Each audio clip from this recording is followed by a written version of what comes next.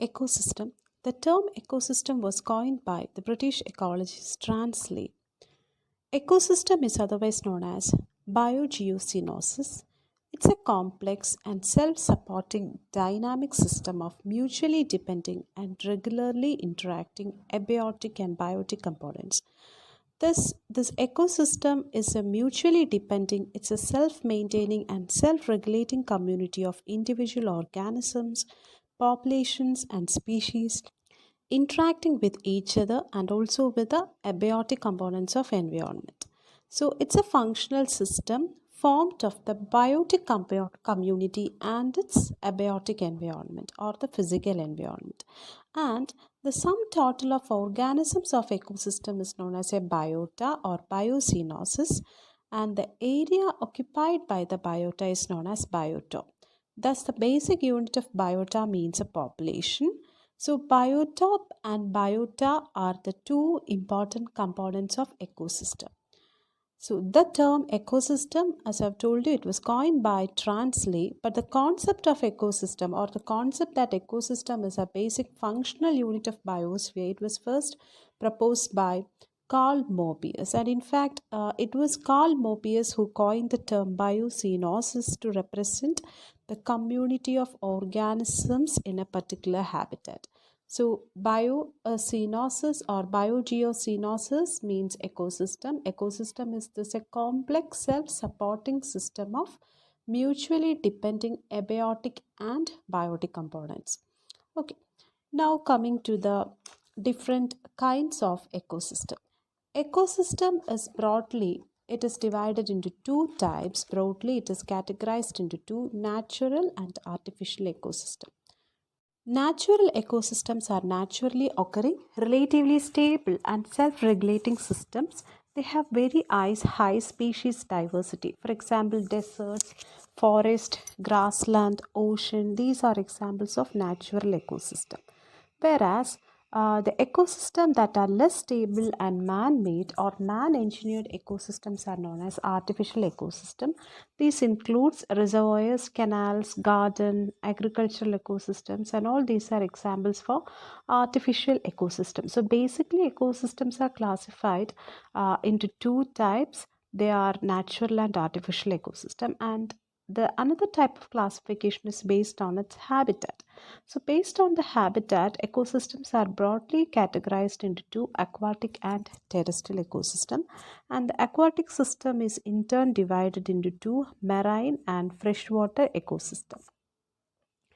Marine ecosystem includes sea, seashore, estuaries, and brackish waters, whereas freshwater ecosystem includes freshwater bodies, and this may be divided into lentic and lotic system. Lentic means stagnant freshwater or standing freshwater bodies like lakes and ponds, swamp, marshes, all these are examples of lentic freshwater. And lotic ecosystem includes running water like springs, streams, and rivers. So, terrestrial ecosystems are generally known as biomes. They are very large and inhabited by climax communities. Examples: desert, forest, and grasslands. So, that is about the classification of ecosystem. And now coming to the characteristics of ecosystem. Ecosystems have certain common features. All ecosystems are stable. That means they are functionally a stable system, and stability means an ecosystem has resistant stability and resilient stability. No, what do you mean by resistant stability? Resistant stability is the ability of the ecosystem to resist disturbances. Okay, so that it can maintain the structure and function undisturbed. Whereas resilience means it is the ability of an ecosystem to recover from the losses and return to its equilibrium or to its normalcy. So ecosystem is a stable functional system. It has resistant stability and resilient stability. Now, another important characteristic is that in ecosystem there is always a constant input or linear or non-cyclic flow of energy. We know about food chain. The light energy is trapped by the producers, it is transmitted to consumers, and finally to decomposers. There is always this a linear non-cyclic flow of energy in ecosystem. Now, ecosystem has in ecosystem we can also find cyclic exchange or movement of mineral nutrients, and this process is known as biogeochemical cycling. So there is a cyclic exchange of mineral nutrients between the abiotic and the biotic environment, and this is known as mineral cycling, nutrient cycling, or it is also commonly called as biogeochemical cycling. So these are some of the important characteristics of ecosystem. Now coming to the structure of ecosystem, we can say that the structure of ecosystem is very much related to the diversity of species in it, or the complexity of an ecosystem is something connected with the species diversity. So higher the species diversity or higher the species richness, the more complex will be the ecosystem, and when a ecosystem is said to be more complex means the stability will be more. So such an ecosystem will be more stable, and it will be a dynamic ecosystem. So the structure of an ecosystem is related to species diversity. Then functioning of the ecosystem also, it depends upon the energy flow or nutrient cycling. And energy requirement means, or it depends upon the complexity of an ecosystem. So a less stable ecosystem would need more energy to maintain itself, whereas a stable ecosystem need lesser energy to maintain. So often in a complex ecosystem, energy needed is very, very less. So it is connected with the stability of ecosystem.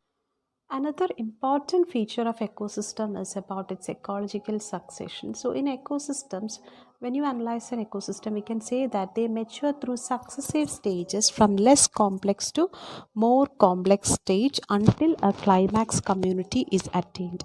This is known as ecological succession. So these are some of the characteristics of ecosystem. An ecosystem has basically two important components. They are abiotic and biotic components. So these abiotic and biotic components, they mutually depend on each other and they regularly interact with each other.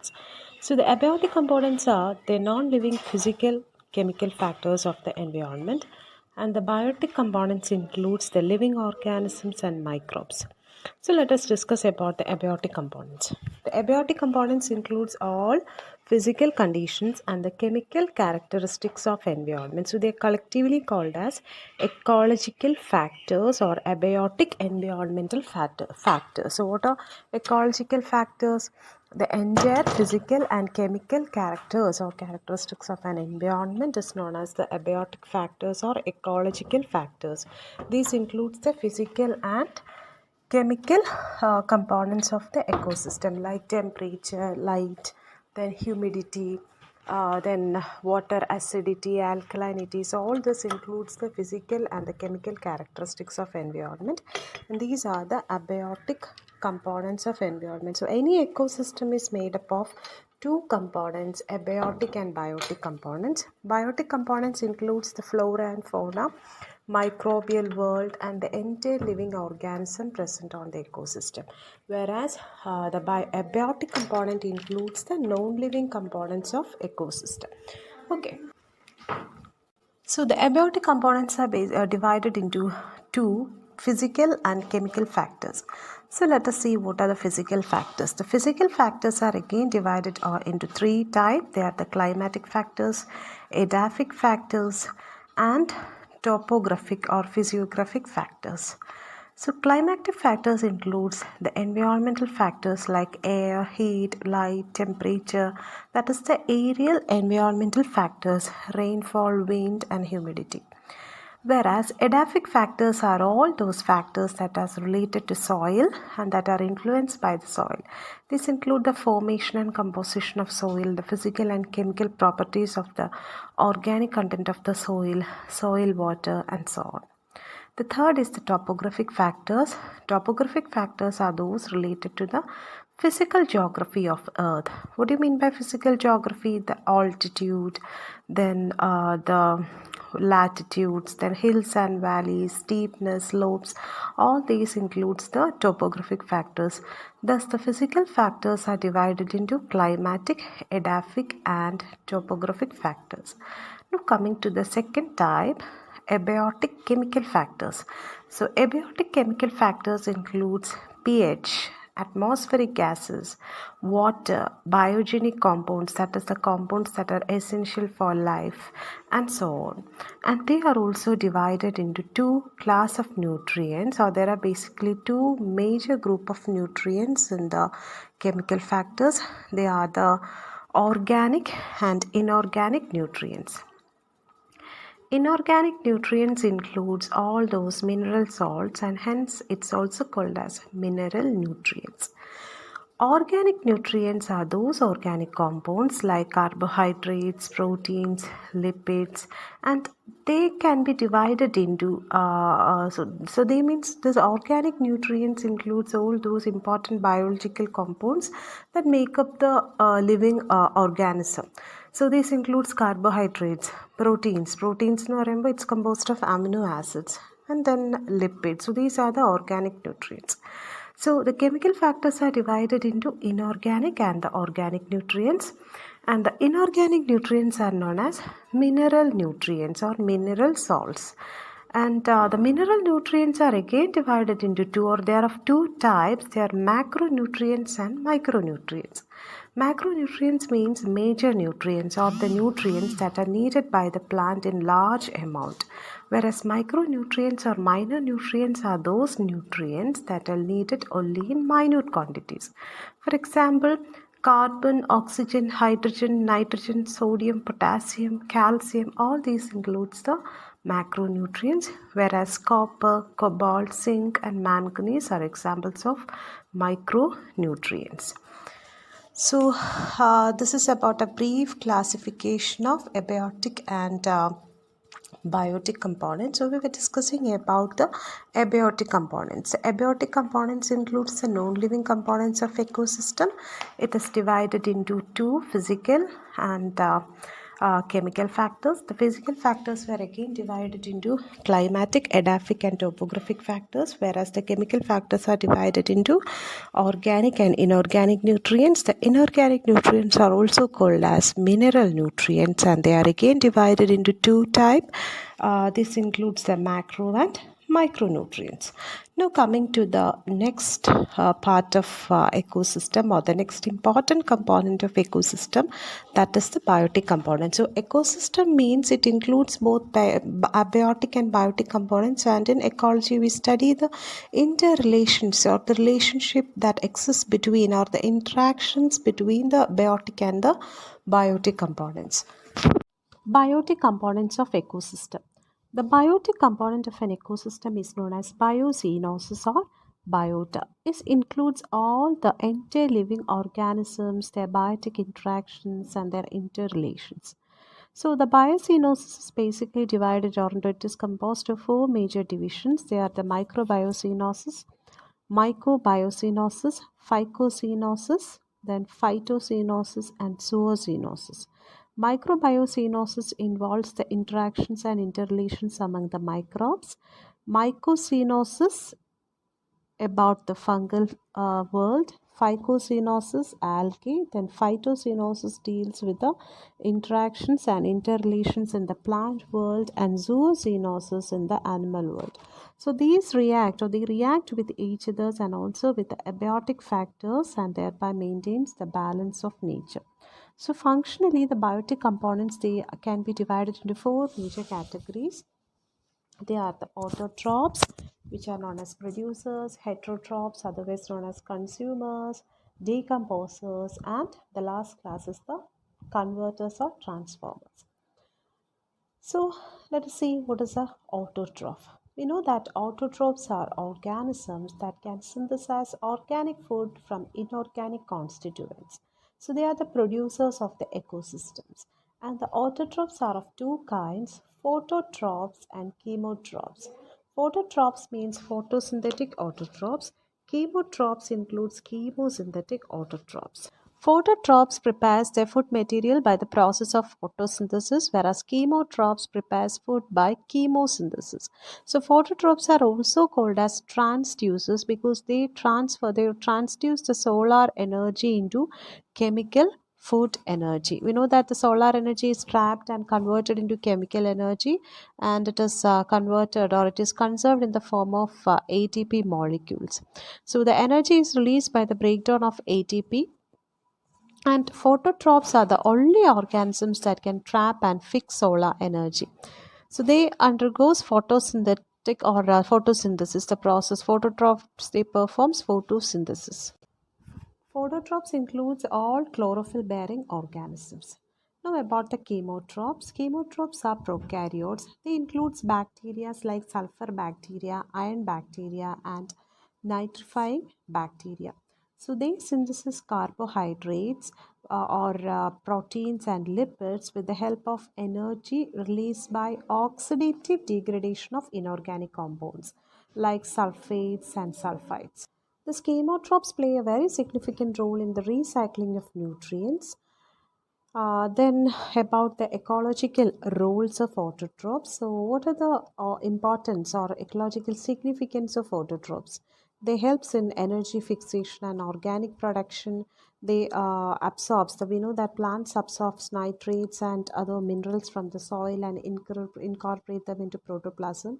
Then they helps in the incorporation of minerals into the protoplasm.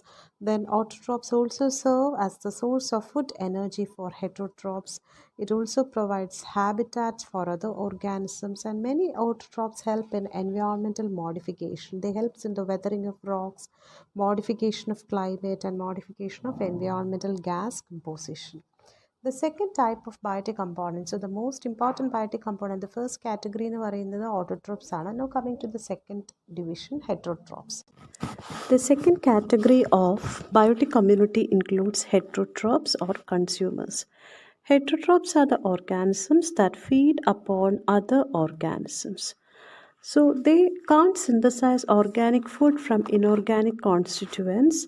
So they can synthesize organic food only from other organic constituents. So they depend directly or indirectly upon other living or non-living beings or dead organisms, and they are known as consumers. They are known as consumers because they consume the organic matter produced by the autotrophs. Heterotrophs includes two groups, biophages and saprophages. Biophages feed on the living organisms, whereas the saprophages feed on the dead remains or the dead materials, dead organic components. And biophages includes mycophages, phycophages, phytophages, zoophages, and parasites. Mycophages are those organisms that feed upon the fungi. Phycophages feed upon algae, phytophages on plants, zoophages on animals, and parasites. They depend on other biological or they obtain nutrients, energy, and other requirements from different living organisms. The heterotrophs are also classified on the basis of the mode of feeding habit. So on the basis of mode of feeding habit, heterotrophs includes three divisions, or heterotrophs are divided into three: phagotrophs, saprotrophs, and osmotrophs or parasites. Phagotrophs, saprotrophs, and parasites. Phagotrophs are also called as macro consumers, and they are heterotrophs that obtain nutrients and energy by ingesting organic matters. Examples include herbivores, carnivores, omnivores, sanguivores, detrivores, and parasites. Herbivores are the animals that depends upon plant, that they feed directly upon the plants. So they form the first level consumers and are known as primary consumers.